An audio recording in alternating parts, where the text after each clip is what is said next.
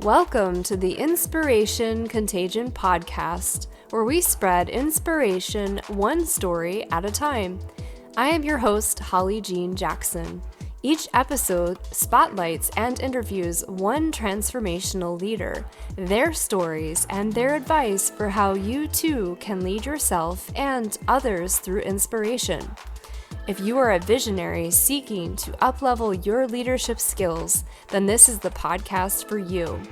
I invite you today to spread inspiration like a contagion. Welcome to the Inspiration Contagion movement.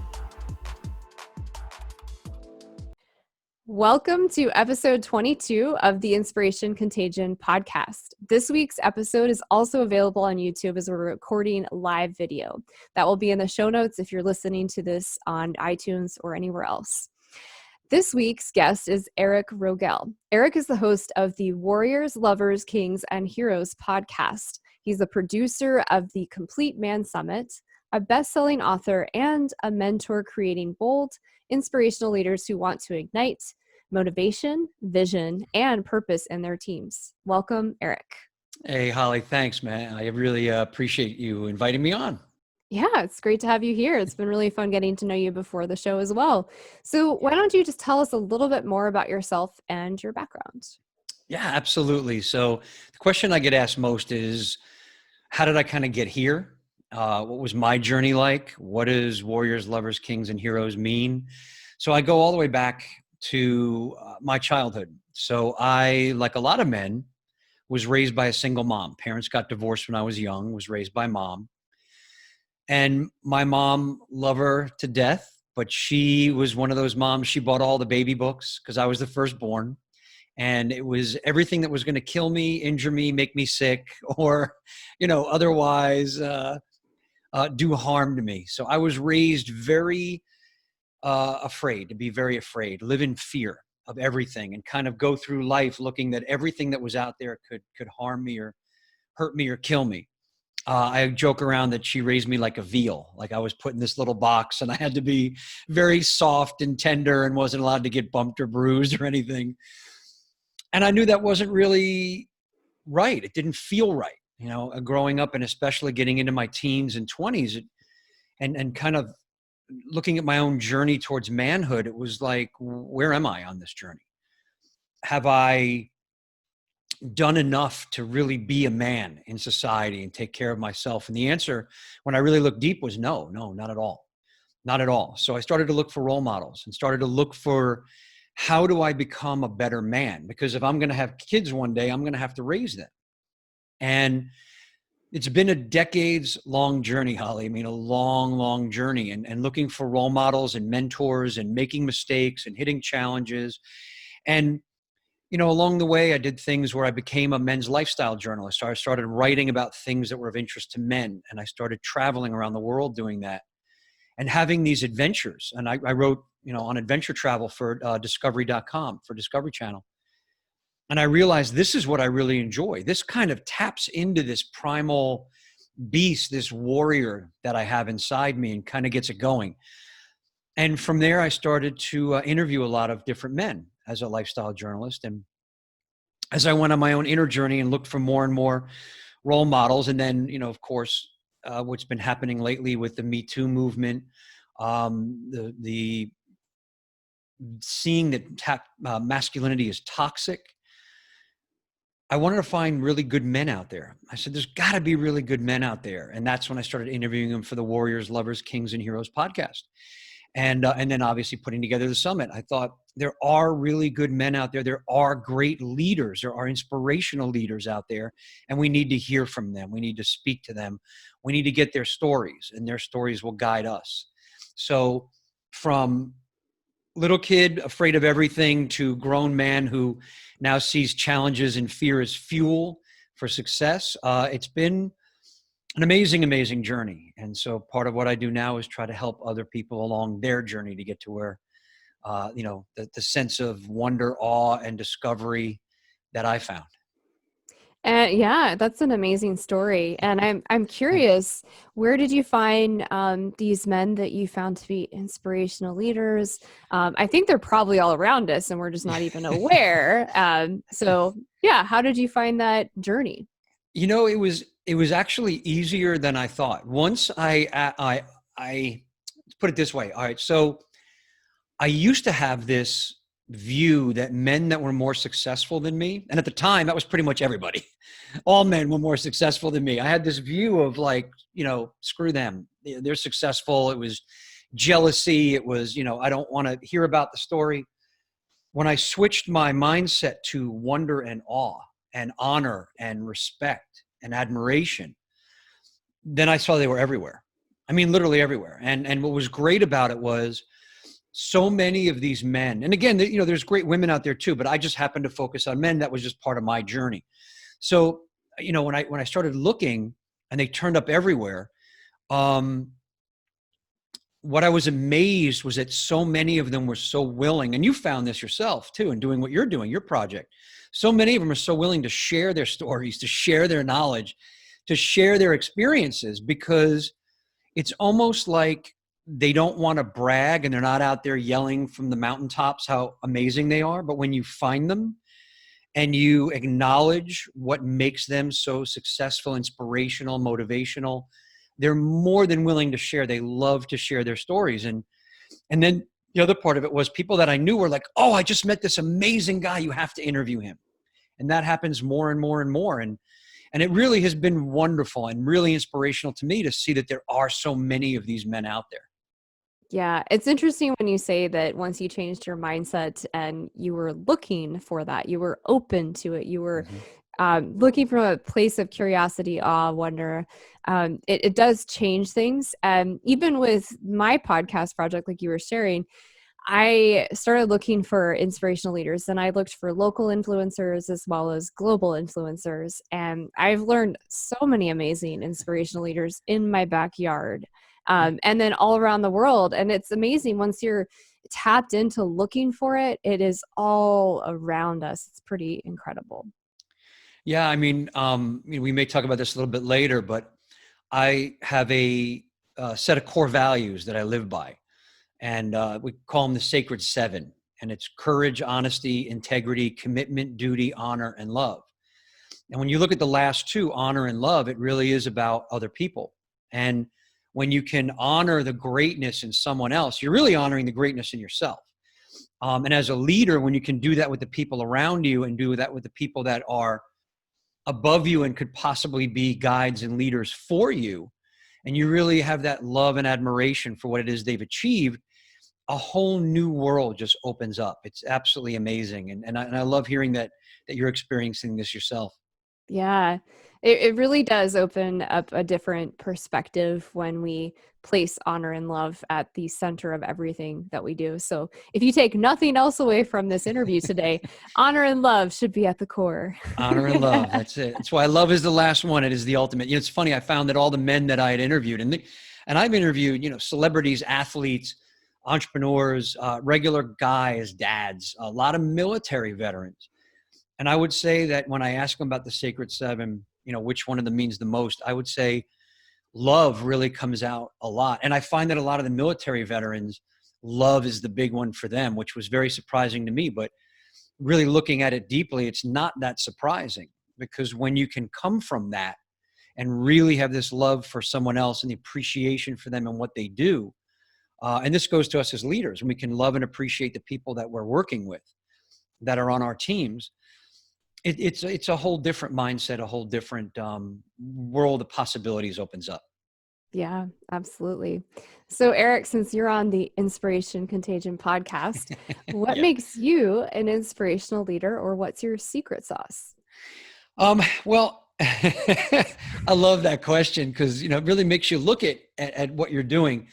For me, it comes down to two things. One, it is the core seven, the sacred seven core values. Living by those, and I've been asked this question a lot lately because especially what's going on with the pandemic and protests and a lot of the uneasiness and unrest that's going on is how can we be better leaders and how do we kind of address this?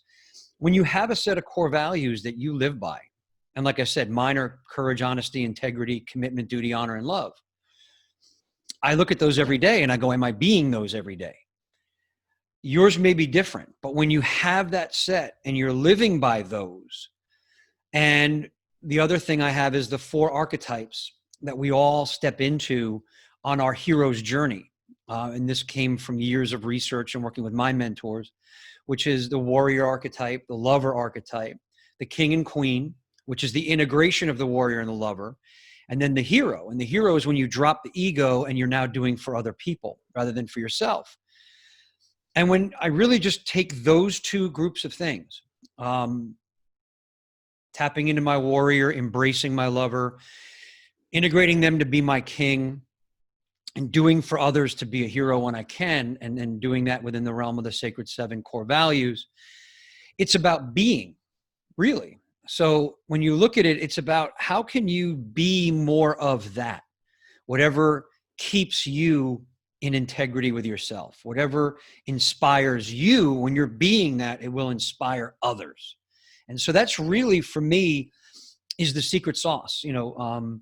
Embrace your warrior and lover, integrate them to be the king, queen, do for others to be the hero, and live by whatever set of core values you hold true and meaningful to you, and hold the people around you accountable to that for themselves. And I've found in doing that, you see amazing results in that, because it's something you can call to, especially as a leader. And there's a huge difference, Holly, between being a boss and being a leader. Right. And the easiest way I tell people to look at it is if you add ing to the end of each of them. So look at bossing versus leading and the different feel on that. And when you're leading, it's more about being it and inspiring it. And if you all have the same values and you all have the same vision and you're all working towards the same thing, then it's much easier to get people to be inspired. When you're bossing somebody and telling them, well, you're wrong, or this was bad, or I need it done this way, without that guide of values and vision, makes it so much harder. So I find when you do that, it just makes it so much easier. Yeah, I love that, focusing on the values and the vision, Mm-hmm. and being more positive as a leader versus you did this wrong, right? Mm-hmm. It's probably a much more effective way to lead. And you're right, bossing feels just really yucky and controlling, versus leading is like, oh, okay, I can go with that. Right, let's go. Everybody get behind me. We're going. And that's the other thing too, is the leader, you've got to be the one that's willing. You got to be the tip of the spear, right? You can't sit back behind the desk and go, you guys go out there and do this, if you're not willing to go do that yourself. So again, it comes down to being the leader, not doing, bossing, pointing, direct, that kind of stuff. It is, asking people to do things that you are 100% willing to do yourself. Yeah, well, and when you think about the king or queen archetype, specifically the king comes to mind when you're leading a battle or a war. You are being the leader. You are the front of that war. And so that's a great visual for reminding yourself if you're actually leading versus bossing. Yeah. Cool. Yeah. Just add the ing on the end. That's what I just tell people. And it'll course correct you very quickly. Great. Good advice. I like that. So, Eric, what does inspiration mean to you? Well, it's like we just talked about. It's being it, not doing inspiration, right? When you think about it, you can't do inspiration, but you can be inspiration. And, it really comes back to the archetypes and the sacred 7. And how I kind of note this is, we hear the word entitled a lot now, right? Oh, he's being entitled. Or when you break down the word, it's entitled. You've been given the title, right? So this comes to someone who, I'm the boss, so you do what I say, right? And in order to really be inspirational, you have to have been inspired by somebody. I mean, I find that the easiest way, because people can smell BS a mile away. They can smell when you're being phony, fake, entitled, bossing, right? Those kind of things. Being inspirational means just being it and having learned it from someone else and having been inspired. They say you can't be a leader unless you're a good follower, meaning you have followed someone else before. I say the same thing about inspirational. You can't be inspirational unless you've been inspired by somebody before. So look for people that inspire you. Find out what makes them tick, what inspires you about them, and then integrate that for yourself. Take that on for yourself and say, I'm going to be more of that, because that inspires me, and that'll in turn hopefully inspire those that are around me. Yeah, I like that. Inspiration really is kind of an essence or an energy, and it's something you have to do in the present moment. I agree that you can't be inspirational until you've experienced inspiration from someone else, and you don't know what inspiration is until you've had that experience. So I like the advice of seeking out people or things that or experiences that inspire you and dig deep on why that was so inspiring to you. Yeah, and it goes back to what we talked about at the very beginning of this, when I said, to honor those people and be awed and inspired by them, and just the wonder of what they've done, and really appreciating what they've been able to do. You can't pass that down unless you have that yourself. Yeah. The other thing I'd say is when you're really inspired by someone, sometimes ego can come in and then imposter syndrome comes in and you start this compare and despair thing, which is terrible and degrading and harps on that inspiring moment. Yeah. So when that comes up, Eric, what advice do you have for folks? Yeah, it's funny that you say ego, because I love to talk about the ego, because I have a gigantic ego, like a huge ego. And you have to in order to do what we do. I mean, Holly, if you didn't have a big, healthy ego, you couldn't be taking on this project, right? I mean, you have to have one. So when people, they think of ego, they think of the negative side of the ego. That's the part that gets in the way of you being able to, appreciate and honor others. And I lived that, oh my God, Holly, for so long. I had that kind of ego, the fragile ego, the one that I protected, that I didn't want it to get bruised. The healthy ego is, hey, I'm really great at what I do, and you're really great at what you do. I want to learn more about what you do so I can become better at what I do, right? So we have to look at both sides of that. So I found for me, and this I'll just throw out there for everyone that's listening, when I found myself kind of stepping into that, the negative ego, like the protecting and it, not wanting it to get bruised, the jealousy stuff, that guy, I don't want to talk to him because he's better than me, more successful than me, whatever the flavor is. That's when I really step back and go, okay, got it. Now I need to go talk to this person, because that part of me that wants to be protected knows it's time for that to get stripped out, and time for the good side to get bigger and stronger. So take a step back, take a look at when you're being that jealousy, when you're not coming from honor and awe and wonder and appreciation. That's the time to step back and go, all right, I need to, dive headfirst into this. Yeah, no, I agree. It's always really interesting. It's a lesson for us to learn about our ego when this comes up. It's like, maybe I need to learn from this person. Maybe they're a great teacher for me. Typically, I don't know that it's jealousy for me. It's more, ooh, they're smarter than me, or they've got something I don't have. So it's like they're a great teacher for me. Instead of thinking, oh, I'm not good enough, it's like, okay, well, I'm meeting them and this is coming up in a really strong way because they're likely a good teacher, somebody I could learn from, so I could boost that part of my business if it's something I need to do. Yeah, you created them stepping into your space for a reason. If you look at it from that perspective, I created them coming into my space. I need to look at this. What am I learning from this? Right. And again, guys, as a leader, you have to have a big, healthy ego in order to lead, but you got to feed the good side of it, not the bad side of it. And what you just said, Holly, is feeding the good side of it, right? I created this. They're in my space and I must talk to them because I have something to learn from them. Yeah, and I think the other thing I like to, just since this is such an important topic today, I think is when I think the bad part of the ego is coming out when people get really competitive. So I just had this conversation with another business coach, and it was a group that I was considering joining through BNI. And so we were very crossed over. So I could look at this as like, oh, he's my competitor and this is really frustrating. But I looked at it as like, wow, this guy is really smart, really successful. We work in different aspects of business coaching, and I should learn from him. And so I think it's really important also to look at things from a place of abundance versus scarcity. And I think that's fueling and feeding the healthy part of the ego, versus when we get into this sense of lack and competition, it closes the doors for collaboration and learning and wonder. And so just wanted to share that example too. Yeah, no, it's beautiful. You know what it brings up for me too is and I've done this, I've been guilty of this. You get to that point where you're like, no, I'm good. I've grown this much and I have this much knowledge and I'm good. I know everything there is to know about this now, right? That know-it-all syndrome. I know everything about this now. What could he possibly teach me?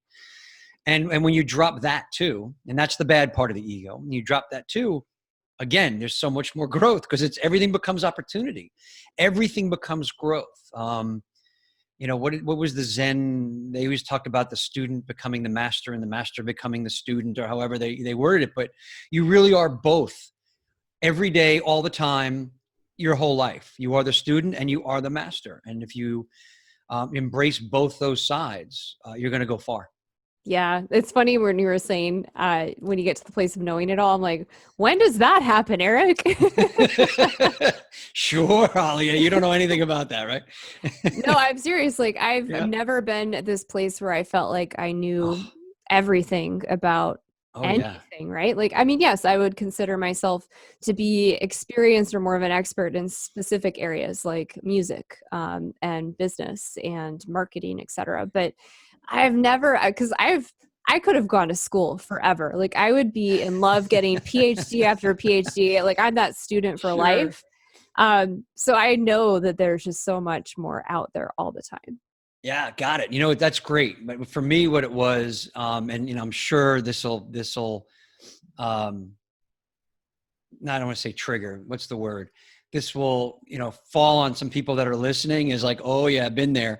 As a leader, one of the things, and I say this all the time, I made all the mistakes as a leader. Horrible. I was a horrible boss for years, and then had to learn. And one of the things that I was when I said know it all, and I'm in a place where I know everything, was this fear of being wrong or fear of being seen as being wrong as a leader. Like I'm supposed to know everything. So you work for me. How dare you come in and tell me that there's a better way to do it? Or you know how to do it. You know something I don't. And, you can feel, Holly, how terrible that is. That's a horrible mindset to be in. And, you have to get past that and drop that feeling of not wanting to be seen as wrong. And the flip side of that is being seen as open and willing to try and do anything to move whatever it is you're doing forward towards the goal. Yeah, no, I get that. That makes a lot of sense to me when you don't want to be perceived as unknowledgeable or not leading your team because you don't know something. But like you just shared, there's a lot of power in being open and admitting that you don't have the answer. But it takes a lot of confidence and strength to say that, right? Yeah. Oh, absolutely. And that's again, when you're being inspiring. I have found now that when, I work with teams and they come and I just tell them, hey, I don't know. Let's find the answer. I honestly, I don't know. There's like this, oh my God, really? Okay. Well, then we'll find the answer together. And then you're being real, you're being honest, you're being authentic, genuine, and letting them know. And there's a vulnerability there too. And I think that is more inspiring to people than, you having to try to prove you have the answer to everything. Yeah, because who does, right? Nobody. And I found that out Exactly. the hard way. Nobody does. Exactly. So, Eric, how do you define success for yourself and how did you arrive at this definition? Ah. Success for me is there's success constantly through the day. So to me, I think I'll just say it checks whatever box you have created. So if you've got your own goals, whatever your goal was for that day, that hour, that minute, that month, whatever your mission happens to be overall, whatever your vision is overall, when you check that box, that's a success. And it's for me, I had to learn the hard way that once you check that box and go, okay, this is great, this is done, you can't take your foot off the gas. You can't just coast back and go, oh, well, I finished that, so now I'm done. It's on to the next and on to the next and on to the next. And I call it, having a big steep mountain to climb all the time. It's how are you going further and further? So for me, it is just creating those boxes, then checking those boxes is success. Also, my definition of success is having horrific failures. Because to me, challenges and ultimate failures, while they feel terrible at the time, I would say not almost, pretty much every man that I've interviewed for articles, for the podcast, for the summit, for everything, the greatest moments in their life, the things that led them to the success, led them to be the men that they are today, were their failures and their challenges. And they look at those with reverence almost like, and I'm talking about men who have lost tens of millions of dollars and were essentially homeless. I'm talking about men who have lost the ability to move their body. They become paralyzed. Men that have lost family members, men that have battled incredible illnesses, men that have gone to war. And they look back on those as the defining moments in their lives. Those were their biggest successes because they lived through it. They learned from it. And that experience moved them forward faster. So that really was my biggest lesson, was embrace your failures, because if you can learn from them, if you can inspire others because of them, if you can teach them because of them, and move yourself and other people forward faster, it's not a failure. That is a success. And so that's kind of how I've arrived at that definition of success for me. It's an ongoing thing. And every failure you encounter is ultimately a success. I like that. And I feel like that's something that I'm sure a lot of people listening need to hear is we look at failure as a negative thing, but I completely agree. The clients I work with, myself included, some of my biggest so-called failures, I'm putting those in air quotes if you're listening, were actually the biggest opportunities for the fastest growth. Now, when it first happened, I wasn't like, yes, this is amazing. But those are those opportunities for you to grow really fast. And I also like that you're saying that success isn't just checking off the box, but it's going to the next thing. But I will also add that when you check the box off, it's so important to acknowledge that you hit that success goal. We're in a society where I agree it's great to set ongoing goals and to climb that mountain, but acknowledge your progress along the journey. Otherwise, you'll get really burnt out. Yeah, no, I agree. And I call it taking the wins. You got to constantly take the wins. I mean, I've got people that I work with and I tell them at the end of every day, I call it the 1 minute hero habit. And it is to celebrate the wins for the day at the end of the day. And that is you take 60 seconds, 1 minute, write down all the wins you had for the day. Because we tend to focus on the failures, tend to go, man, I didn't make that phone call, or I didn't finish that report, or, I lost this sale. When you go back and look at the day and you go, well, I got a great parking spot right in front of the building today, or I had a phenomenal conversation with my son, or, I had to have a difficult conversation with somebody and I did it and it came out better than I thought. And you do those at the end of the day and you realize, wow, man, I am winning all day long. It really, really helps. And then, I learned something from a guy I went to high school with years ago. And whenever he would set a goal for himself for his business, when he hit that goal, he'd buy himself a little congratulations gift. And he would decide what that gift was going to be at the beginning and say, when I hit X, I'm going to get myself this. And then he would work towards that, buy it, and then really take that win and really, really appreciate that. So yeah, I agree 100%. Holly, you have to take those wins as they come. Yeah. Yeah, and if you're not going to buy something, because that's not an option right now, do a little dance party, have a dance party at home. I remember my dad, when I was younger, when he had a big sale or a big success, he'd come home and he had a celebration dance. So just an idea for. Nice. Very nice. I love that. Hopefully there's video of that somewhere because I'd like to see that. I'll have to ask my mom. So, Eric, since we just talked about failures, what Yeah. are some of the challenges or obstacles that you faced along that journey to success?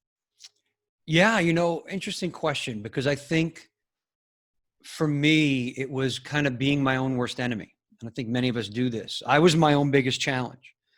A lot of denial, a lot of not wanting to look at my what was holding me back. And like I said, I was raised to be fearful. I was raised to not make a whole lot of noise. I was raised to kind of be, you know, yeah, don't make waves, right? Kind of go through. And then as I wanted to push more and more into making waves, breaking things, taking risks, doing all of that, I had to kind of break through that mindset, which was years and years and years of that mindset. So for me, the biggest challenge was myself, the ego, like we talked about earlier, not wanting to be wrong, not wanting to be seen as a failure, not wanting to own my failures, not wanting to see anyone as being more successful or better than I am, and not honoring them and taking inspiration from them. Those have been really that, for anything, my biggest challenge.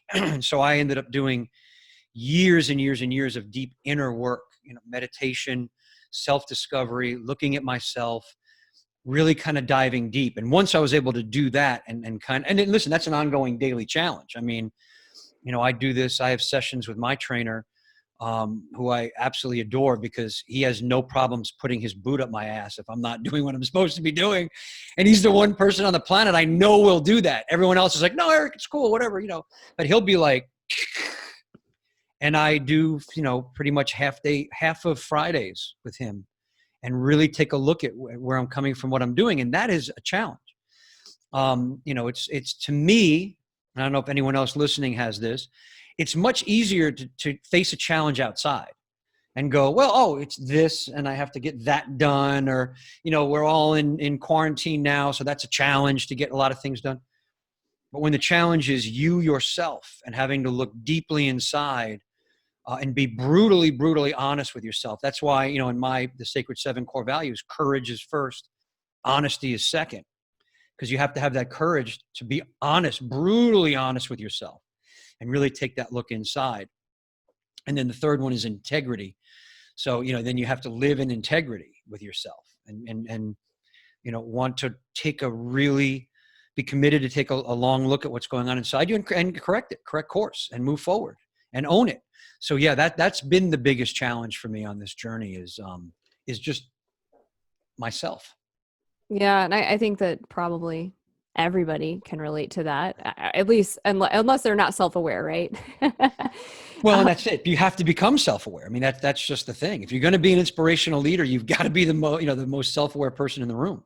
Yeah, I would say that anybody who's listening and they're saying that they don't have any problems with themselves, you're kidding yourself, because like Eric said, it's a daily ongoing thing. Like there's constantly things with our mindset and our thought process and our identity and our habits that we can improve.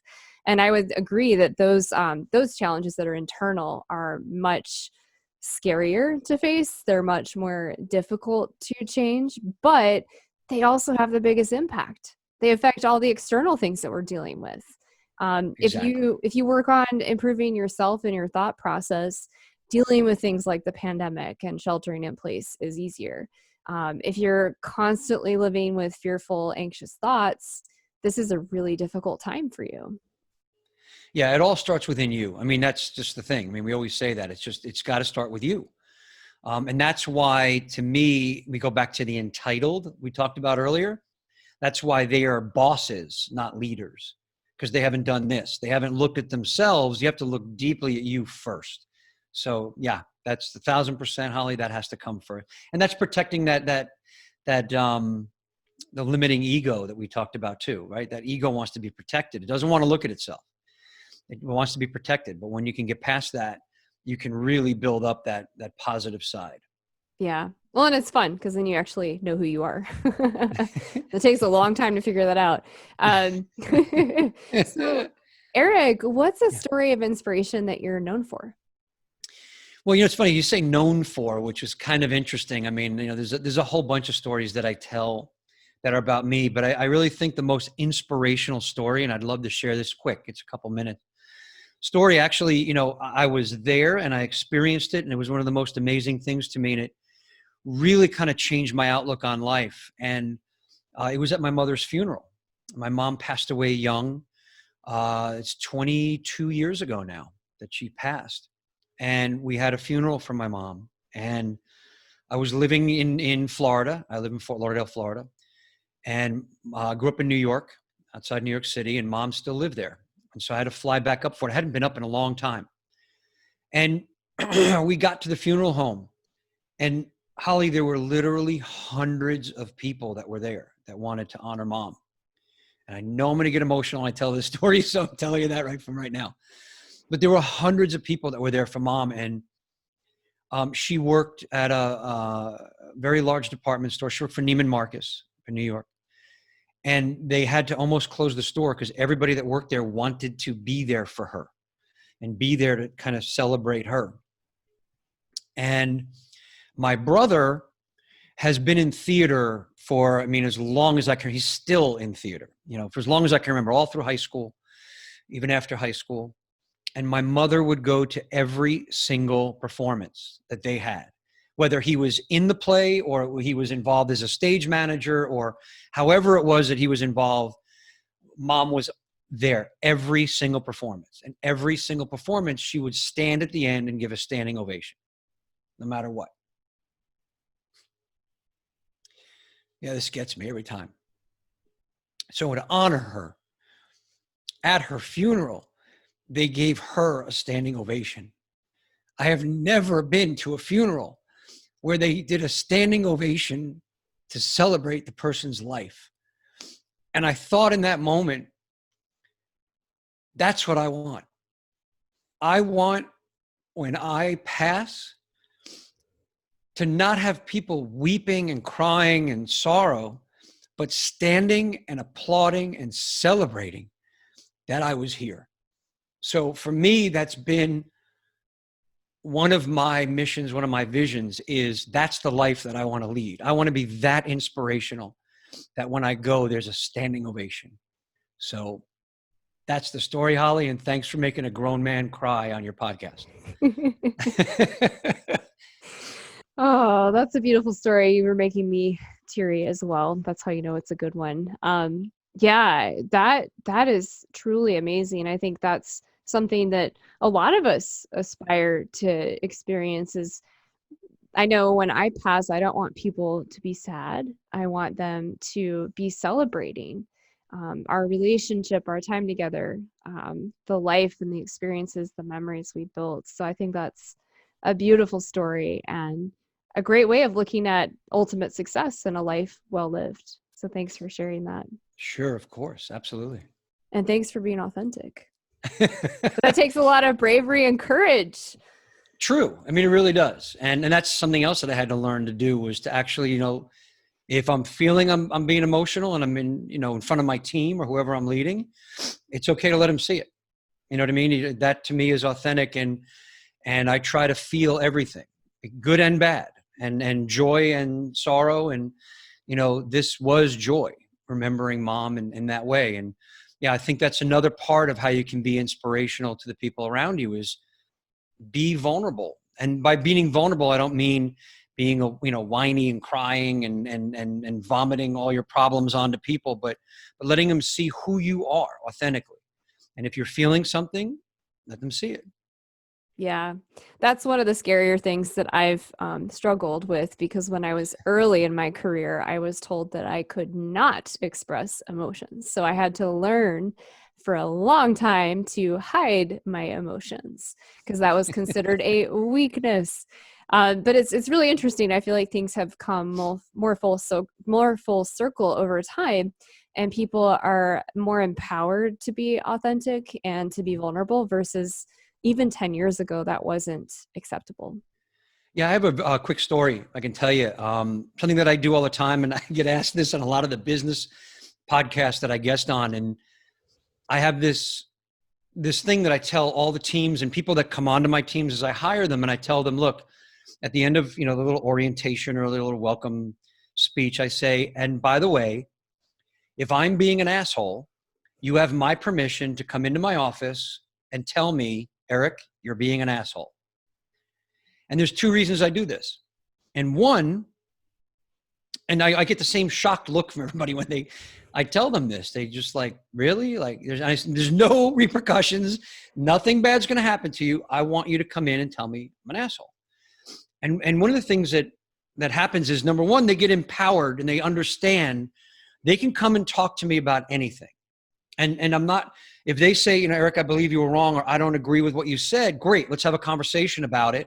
Because I may be missing something. I may not have realized something, and I want to make sure I can correct that before it gets too far down the line. And I want them to have that power to do that. The second thing is, what happens if I don't give you the power to tell me I'm an asshole when you believe I'm being an asshole? If you can't tell me, who are you going to tell? Everybody else. Everybody else. You're going to go out into the rest of the company or the rest of the team, and you're going to go, Eric's being an asshole. Man, what he said was just so stupid. I can't believe he told. Now this becomes a problem and an issue. And I've found that a lot of times when you're that real and authentic and open and vulnerable and say, look, I can be wrong. Every time someone has come in to tell me this and we've had the conversation, it leads to an awareness on one of our parts. Either I didn't convey what I was saying properly and I didn't even realize that I did it that way, or they heard it through their own filter and it wasn't what I had intended. And I find that, it does those two things beautifully. It empowers your team and lets them know that you are accessible and you are not, some sort of, dictator that can just put the hammer down. And it also lets them know that, you are willing and open to allow for anything and course correct. And it leads to growth on everybody's part.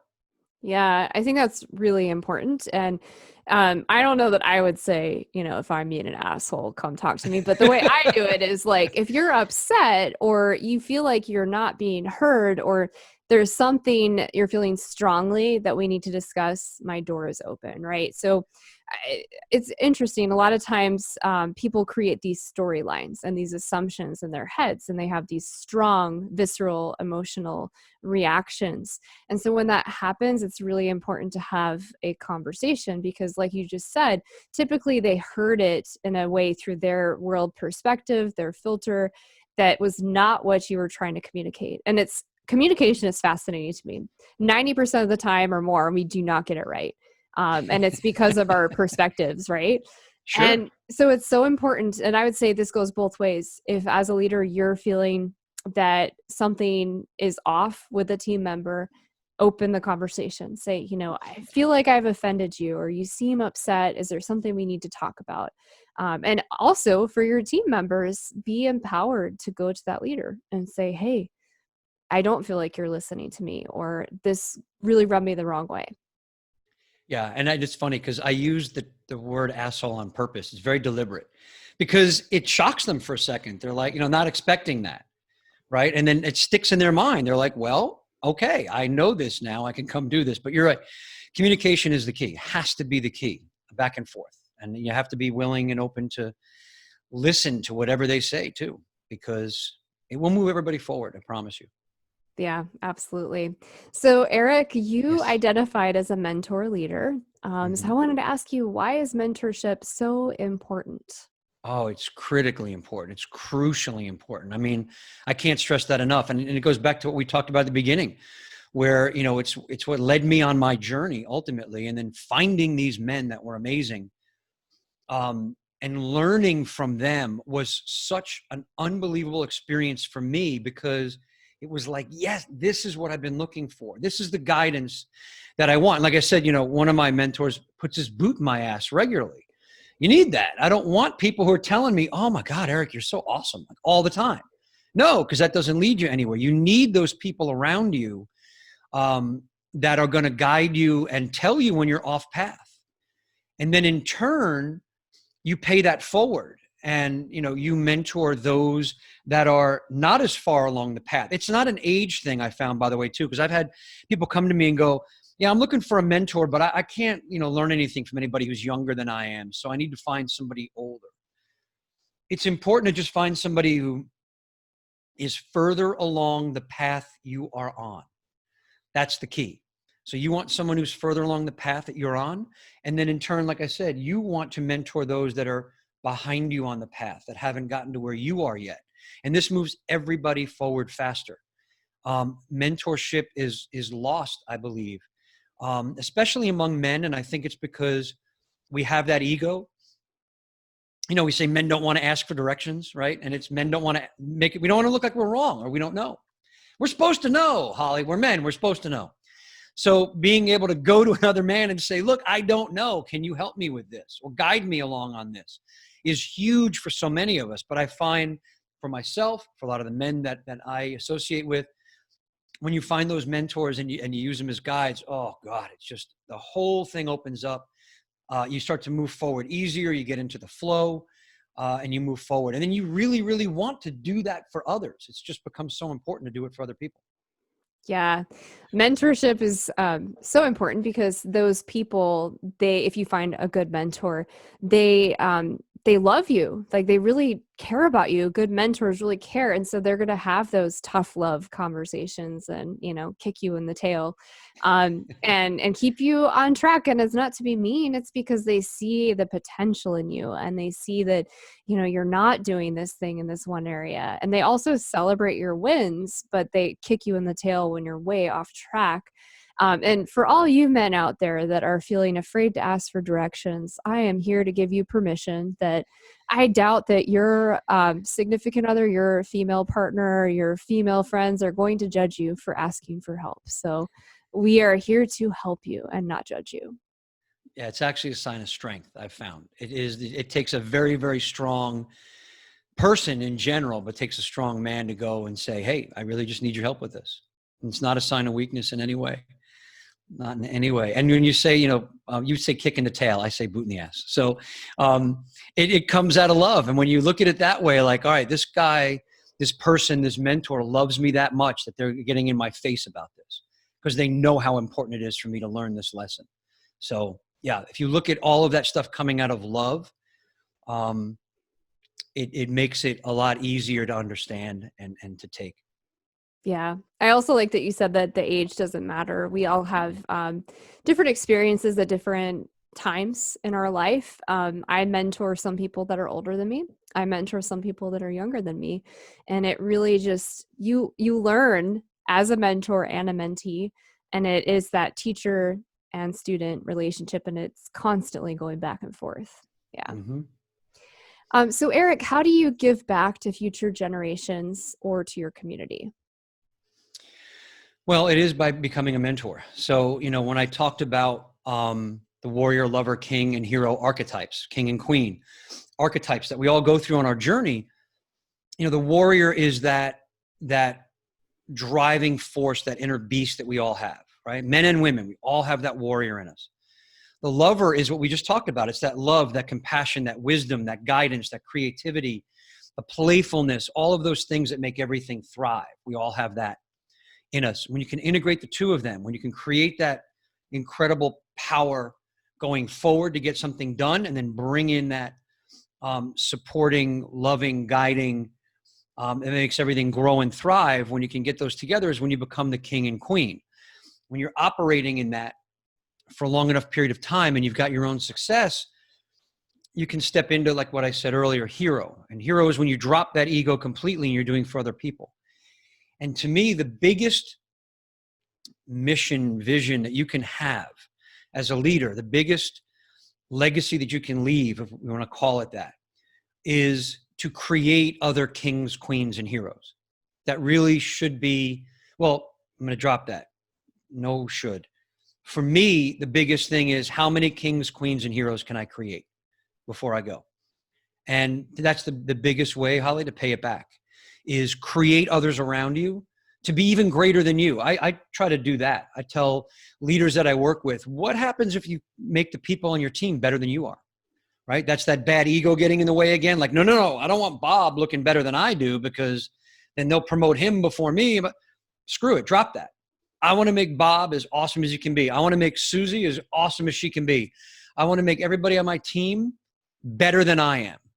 Because if they get promoted before me, or go off and start their own company and become wildly successful, they're going to remember me forever. That's part of my legacy.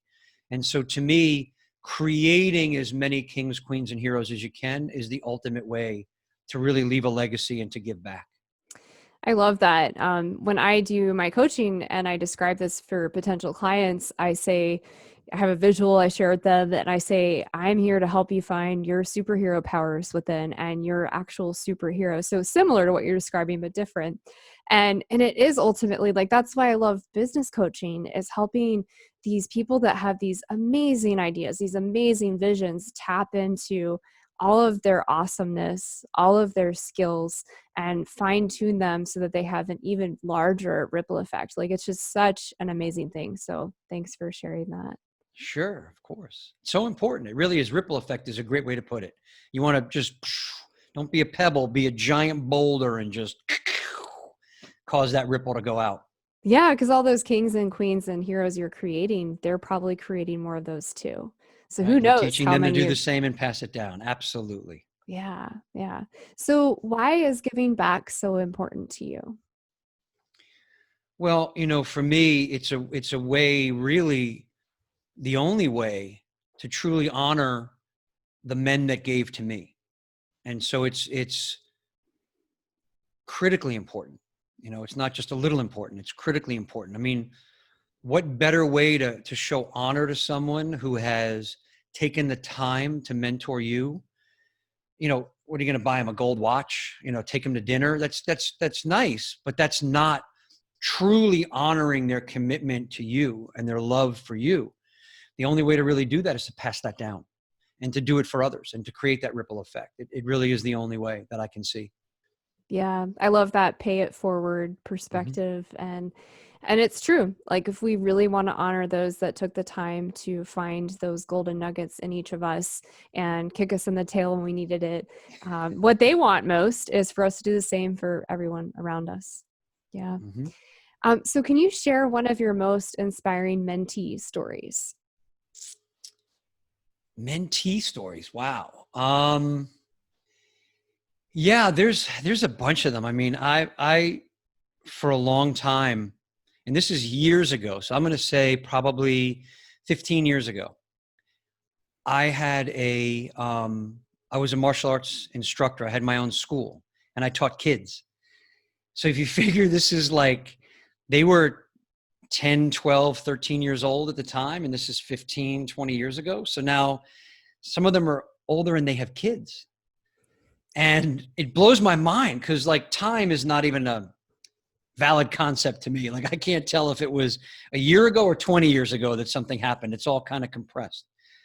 And I'll hear on Facebook from some of these kids that now have kids, and they'll start off by still calling me sensei, which I find hilarious. On so many levels, I find that funny and appropriate. But they'll go, "Sensei, I just wanted you to know my kid did XYZ, and I just remembered what you did in class." And I'm like, oh my God.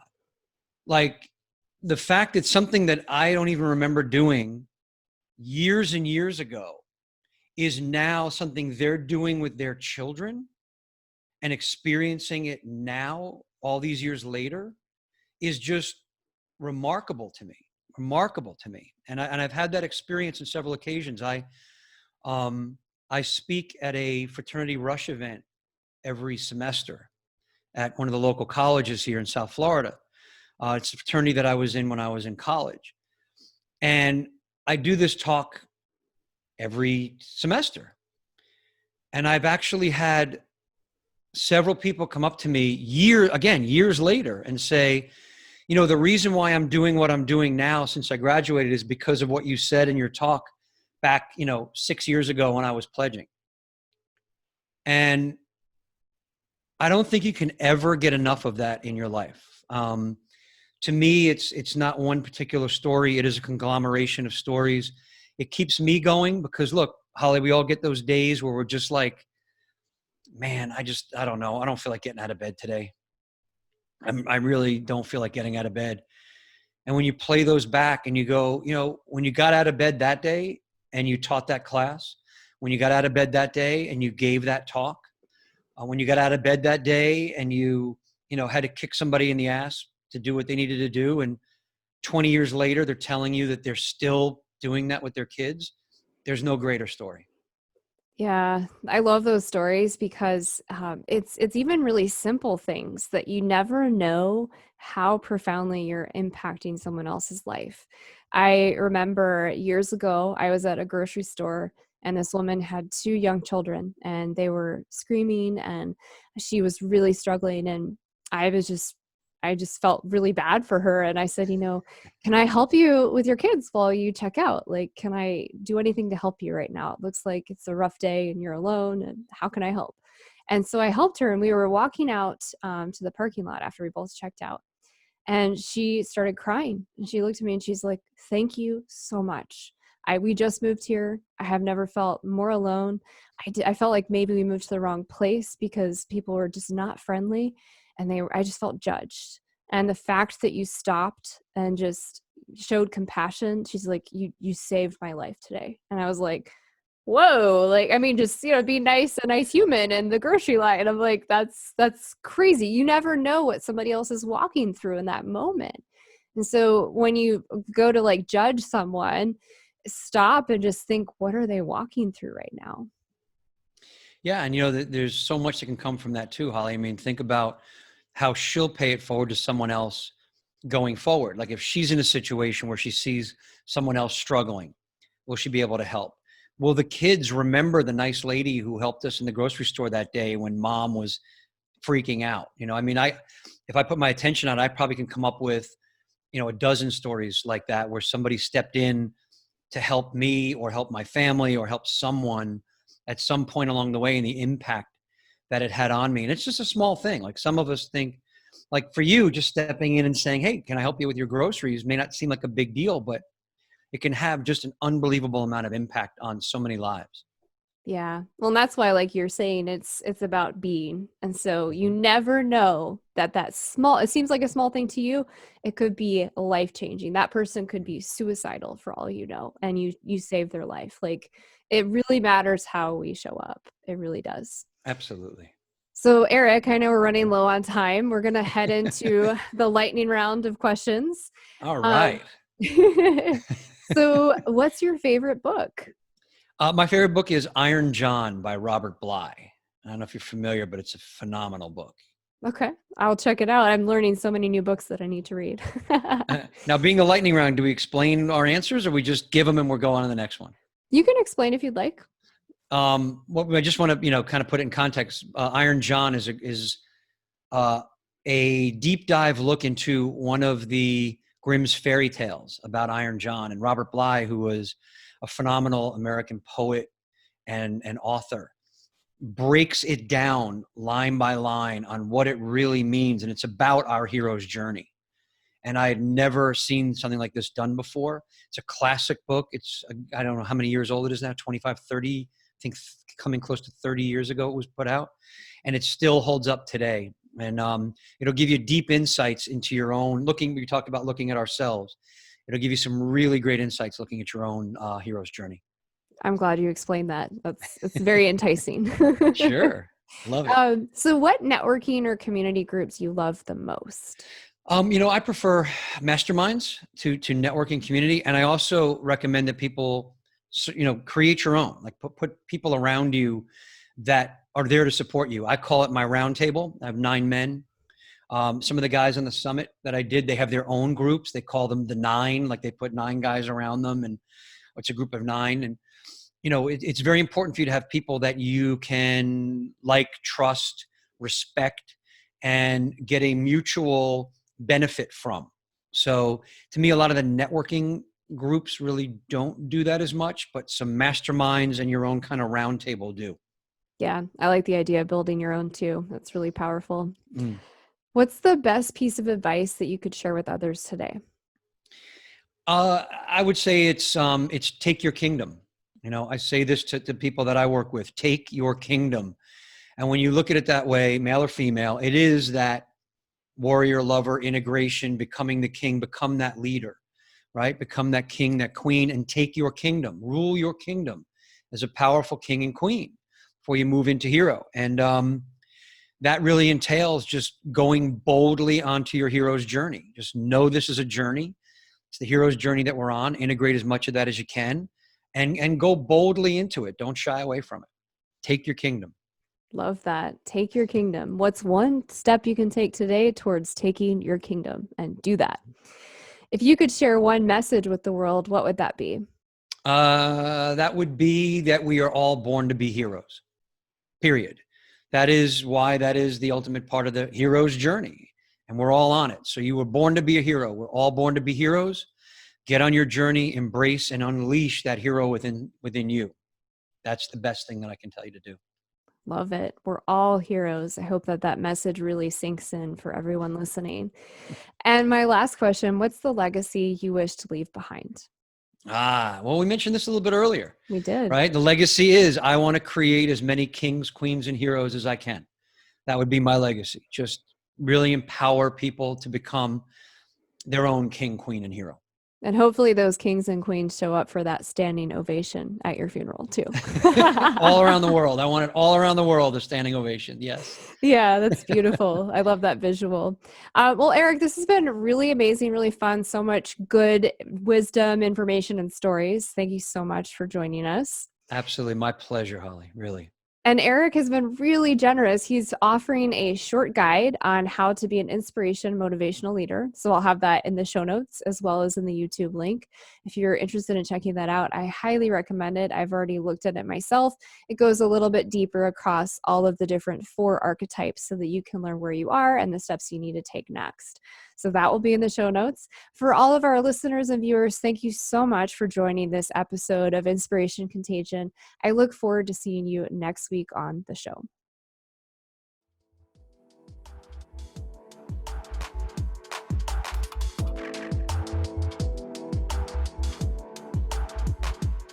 Thank you for joining the show today. I hope you were inspired. More importantly, I hope you take action. What is one thing you can do in this moment that will inspire someone? Without action, nothing changes. Be the change you wish to see in the world. If this show truly inspired you, we ask that you share it through your network. Help us spread the light and inspiration in the world. I look forward to seeing you here next week.